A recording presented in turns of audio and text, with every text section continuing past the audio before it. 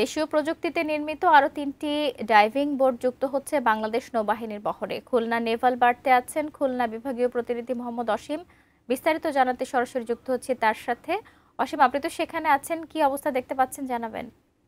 শাকিলা, দেখুন, নৌবাহিনীর সক্ষমতা বৃদ্ধির অংশ হিসাবে খুলনায় ৩টি ডাইভিং কিছুক্ষণ আগে নৌপ্রধান কমিশনিং করেছেন। এই ৩টি ডাইভিং বোটের মধ্যে রয়েছে পানকুড়ি, গাংচিল ও মাছরাঙ্গা। দেশীয় প্রযুক্তিতে এই বোট ৩টিতে আসলে ২০২১ সালে খুলনা শিপইয়ার্ডে নির্মাণ কাজ শুরু হয়।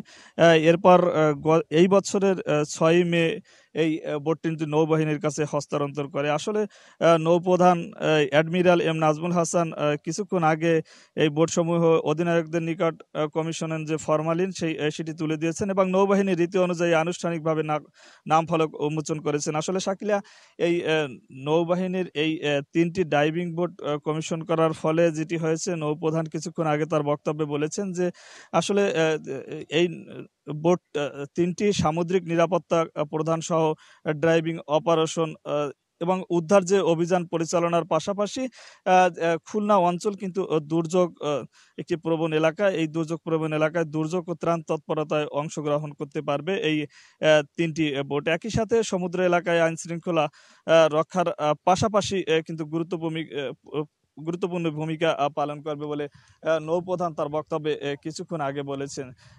তিনি বলেছেন আসলে এটি যে দেশীয় প্রযুক্তিতে একেবারে নির্মিত হয়েছে, অর্থাৎ খুলনা শিপইয়ার্ডে নির্মিত হয়েছে।